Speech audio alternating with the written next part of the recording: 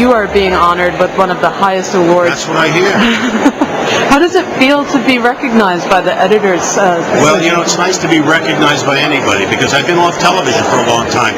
Not too many people recognize me. But no, it's very nice. I mean, I've said, my favorite part of filmmaking is the writing and the editing. Mm-hmm. I really enjoy editing, and I've worked with the same editor for all 15 films, Bob Layton, and he's going to be here tonight, so it's really fun for me. Is Bob going to be introducing you this evening? No, Chris Guest, who's my dear friend who I've known for a long time. And worked with a number of times. Yeah.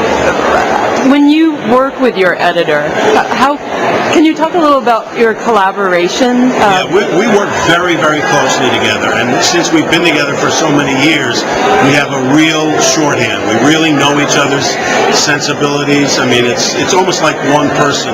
But we go through every single cut in the film.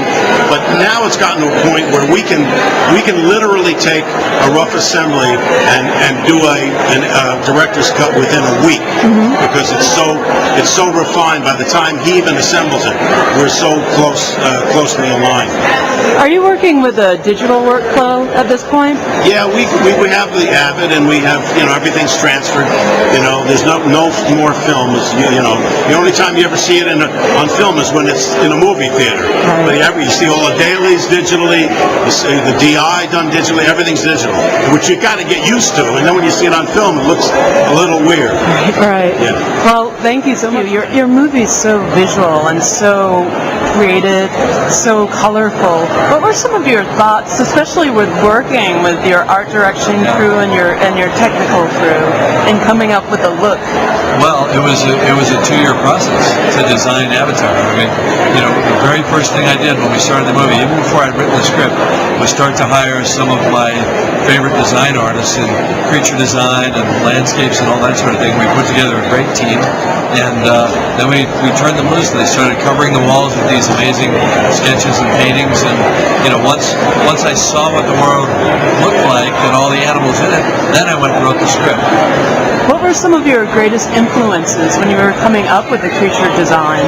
Were there prehistoric? Some of the references seem a little prehistoric to me. Right. Well, there was underwater. There was all kinds of the life here on Earth, the plants and so on.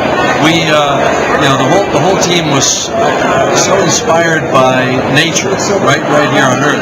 So all we had to do was find examples of brightly colored plants or interesting insects or tropical reef fish, and then take those color patterns and apply them to the things. I mean, we were just having a blast, because we had designers doing Pandora, but we also had part of the design team had to create all the human vehicles and the human base and all the wardrobe and helicopters and weapons. So basically every single molecule of everything you see in front of the camera was designed in this movie. So how does it feel being here? I'm sure you've answered this question a million times already, but how does it feel being here tonight as part of the Eddie Awards? Oh, I can't believe they asked me.